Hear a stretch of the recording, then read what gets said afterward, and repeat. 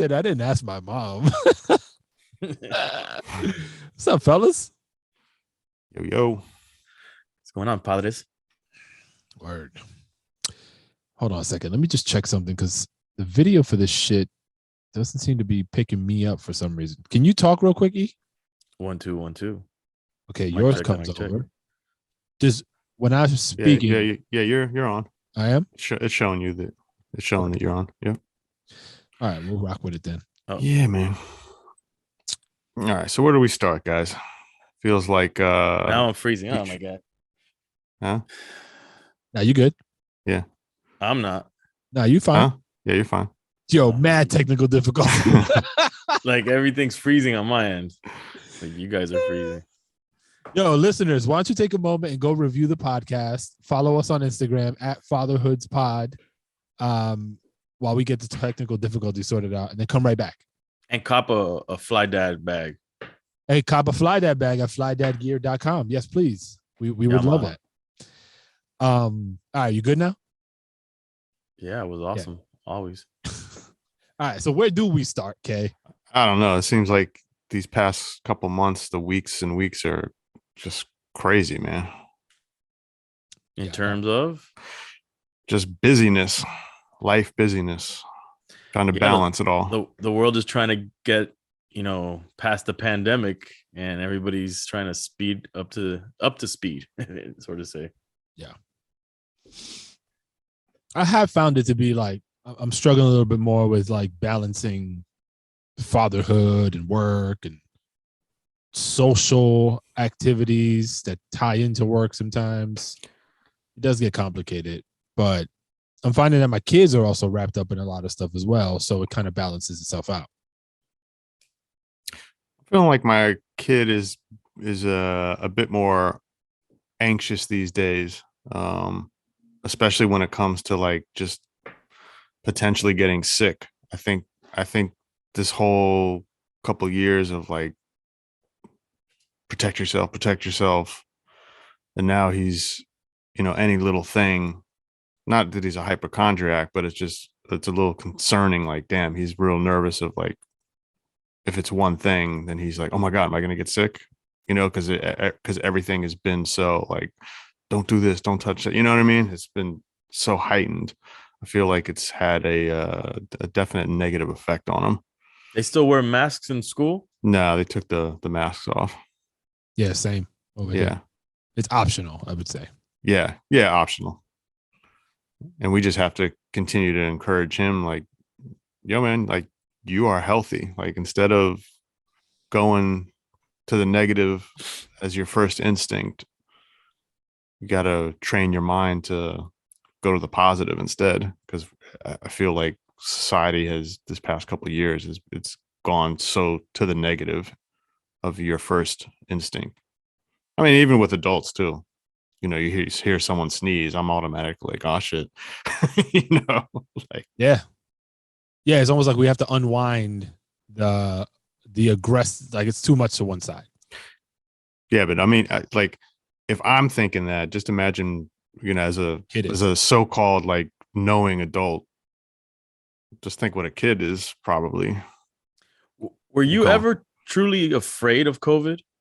It's like you getting it? I don't know if I was not like afraid. I definitely didn't want it.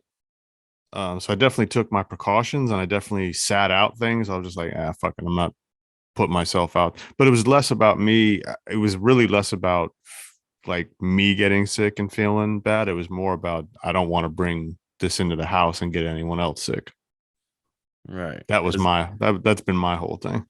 Because I never found myself truly afraid of it for whatever reason. I'm not saying you should or shouldn't be. It just, I never had like I just kind of saw it just like a flu that just some people just were affected more by it than others. Yeah, but I also think part of it is probably just, your relative situation. Because in Florida, it was a different mindset, right? Out here in California, you're being nice. Fucking, everyone is. There's people still walking around outside with masks on, like, because like, can we stop that? Like, I get the fear, I get it, But if you're outside, like outside, spaced out, there's no real need, unless we're saying now that the air we breathe outside is all contaminated with COVID. Yeah, I get it. To me, it's at this point, it's to each his own, right? But yeah, definitely to each their own. I just think it's a wrap, bro. Like, I mean, even inside, like it's just like I got glasses and I went to pick them up, and whenever I did an eye test, whatever, and I go in there and I didn't notice they had a sign that they must wear a mask, because I'm in Miami. We don't wear masks anymore or ever. Yeah. No, we did. And I was pretty good about it, but now I'm like, all right, whatever. Nobody's wearing it. And I go in and I see everybody wearing it, and they're like looking at me a little crazy, but they're not saying anything. And they call me in for the exam and everything. And I'm like, I just kind of felt a certain way at a point. I was like, you want me to get my mask? And the guy's like, oh yeah, please. And I go and I get it. And today I went to pick up my glasses, and I was like, I'm just gonna get the glasses. I'm not gonna put on the mask for this. But I see the sign all big in the front. And but whatever, they didn't say anything. But I just think at this point, it's kind of fruitless, man, because it's like for some things you take off the mask, like the whole thing with the airlines, like you have to wear the mask, but then you could take it down while you're eating and drinking. What's the point then? Yeah, it's contradictory, a lot of this stuff, but I respect it. Like if an establishment has to sign up, I absolutely respect anybody's wish. And if someone, whatever, you go to someone's, I mean, that would be crazy if you go visit somebody at their crib, like, yo, you shouldn't be coming to my house if you're trying to wear a mask at this point. Yeah. But go back to the kids, like I asked my daughter, because she had to wear a mask and a whole like hat with the face right, the visor. Yeah. And she doesn't do it anymore. She doesn't have to wear it anymore. And so I asked her, I go, out of curiosity, I was like, yo, how does it feel to not have to wear a mask? Do you like it? And she's like, yeah. And then I was like, so does it feel weird? Is it different? And then she's like, sometimes I like the mask. So I don't know what that meant, really. Interesting. And sometimes I don't, and I'm like, all right. I don't know if maybe she felt like there's like a level of protection, some kind of like how kids like to put up that wall, and so maybe for her that was a wall if she ever felt a certain way in school around other kids. And it was interesting that she said that. I definitely felt like, especially if I've taken like a long flight and you've got you got hours from the airport to the flight and everything, and it makes me feel bad for the kids. I'm like, damn, they went through years of. It's a long, those school days and having the mask on. Yeah, terrible. Long stretch, man. Terrible. And even out here, they made them wear it during recess and everything. It was like. But Manny clowns Florida, but hasn't it been proven that Florida kind of numbers wise was way better off in terms of and like the economy? Economy for sure was. I guess no, but look, my girl, I told that to my girl, because now they're saying that the governor, he might run for president and he's popular because of how he handled COVID, supposedly. And I was telling my girl about it, and she's like, "Get the fuck out of here! Florida was fucked up." And I was like, "Nah, I don't think so. I didn't know for sure, but I was like, I think we weren't at the top of the list." She's like, "Yeah, it was at the top," and I'm like, "Nah, in terms of death." And she checked, we were like, I think 16th in terms of numbers of death. And I think that's pretty high like low in terms of death, but high in terms of like how like successful whatever they did worked, because in comparison to other states with comparable populations, in the end, Florida actually did well. Yeah. I mean, there was, and I don't know who to believe, but there was allegations that the numbers reported out of Florida were inaccurate and all that stuff too. But I mean, people. So I try to base all this that you hear on actual people that I know. Right, everybody that I know that lives in Florida, with a couple of exceptions, nobody passed away, or very few people. Well, I do know some people that passed away. Right, I know very few that passed away. Here in New York, I don't recall anyone that I know personally or close to me passing away. So I gauge it that way. But then you got other things to consider, like people are spread out. You know, there's all these other things that kind of come into play.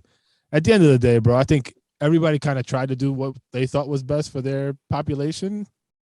And then did they really? Like, did they really? I think everything was politically. Oh no, for sure. Driven. Politics, fuck yeah. Yeah. Politics played a big role. But I mean, luckily we're still here. Why are you looking at that cup? Does it do something for you? Yeah, it gives me superpowers, bro. It's my G5 cup. Come on, son. All right, let me ask a question, because I was talking. My mother was over my house the other day, and she's sharing stories with my wife about me growing up and all this stuff. And my kids love when my mother starts talking shit about me as a kid, because they know that, you know, I give them a hard time. So they're like, "Oh yeah, grandma's giving dad shit now." So she goes into this story that I had no idea even happened, where apparently my friends and I ended up on the roof of our building. It's a 5-story building in the Bronx, and we were, I guess, rollerblading on the roof of the building. And then, so, you know, like one of my friends' dads happened to come up and found us or whatever, and you know, nothing happened. She was like, "Yeah, you used to do that kind of stuff all the time," and I'm like, "What? Me going on the roof of a building and rollerblading?" And she's like, "Yeah," and she kind of went off on.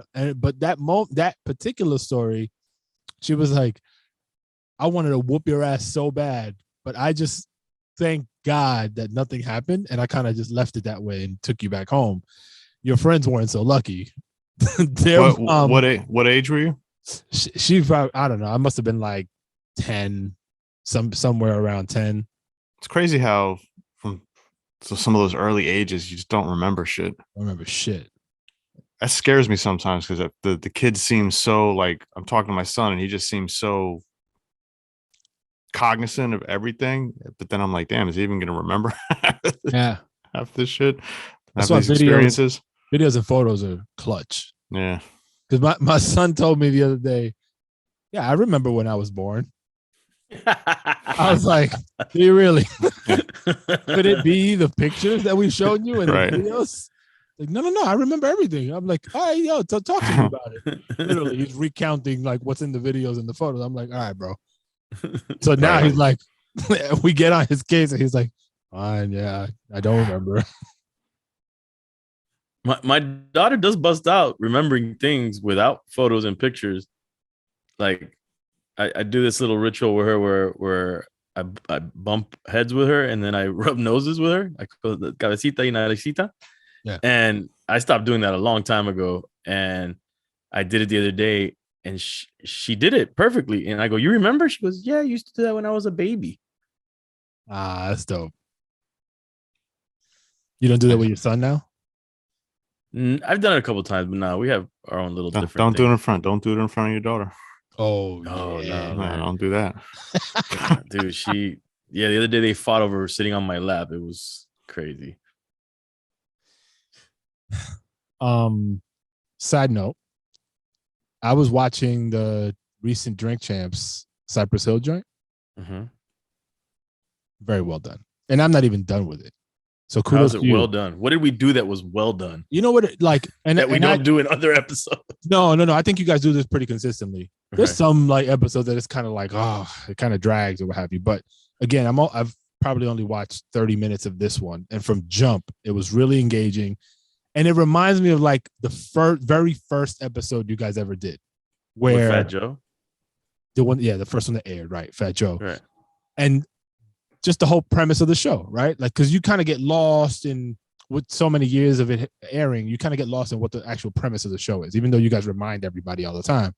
But what is the premise of the show? Like, it's obviously giving flowers to people that deserve them, but ultimately telling these really intimate hip hop stories, right, that most people probably haven't heard.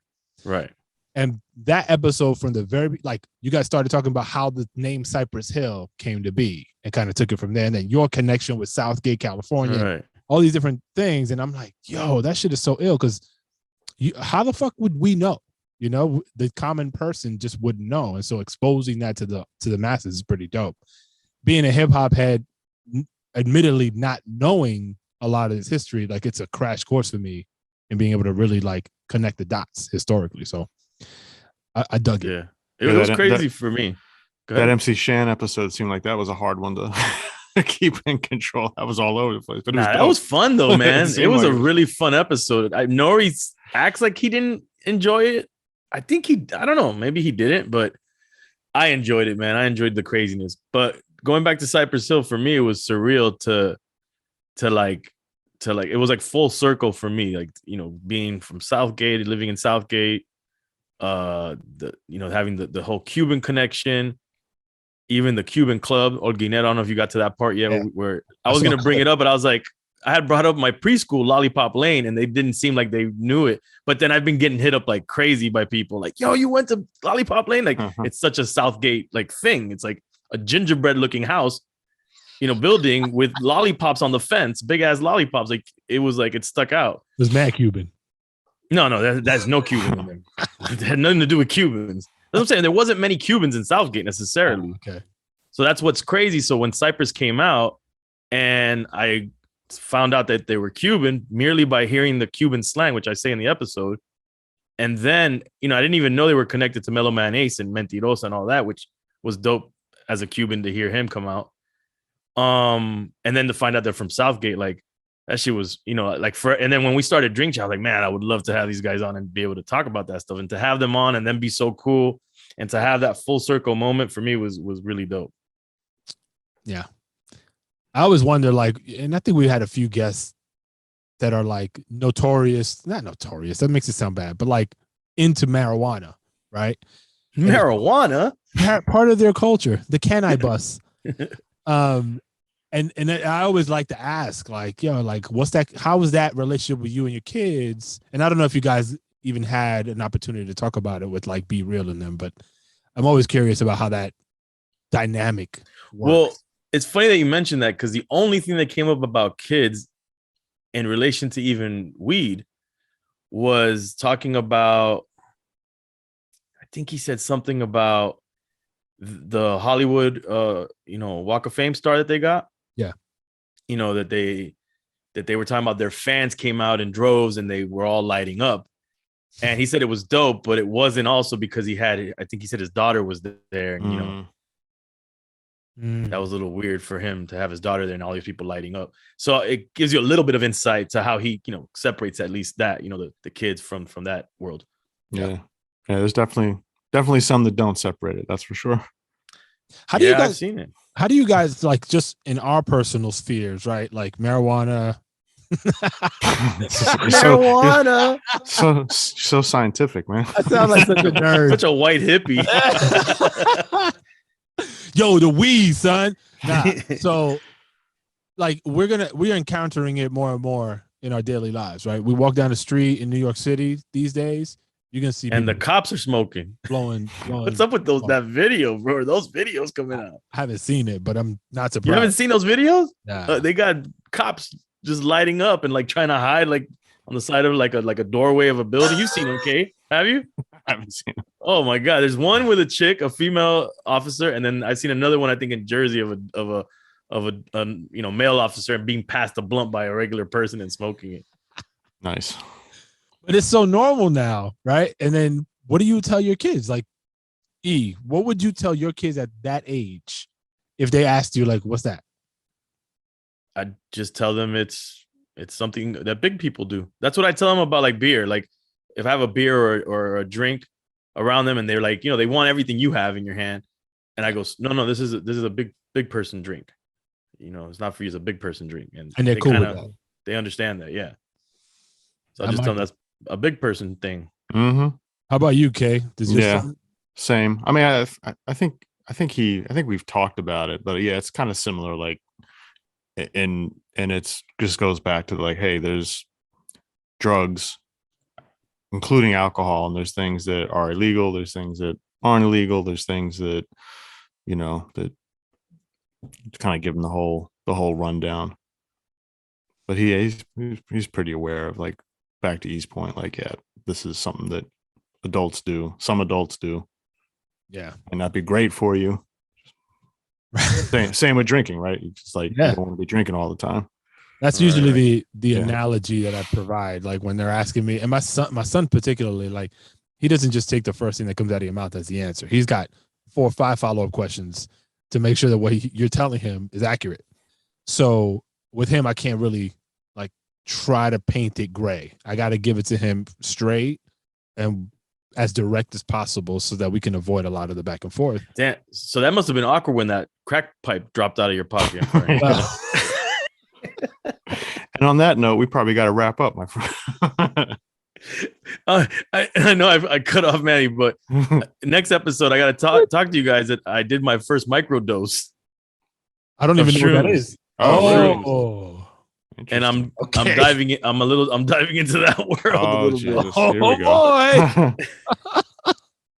Oh, we'll talk about it next. First, I didn't feel anything the first one, and I haven't done it yet, but I plan on. Interesting. Okay. Well then. Nice. All right, we'll pick that one up next time. All right, y'all. Peace in the hood. Later.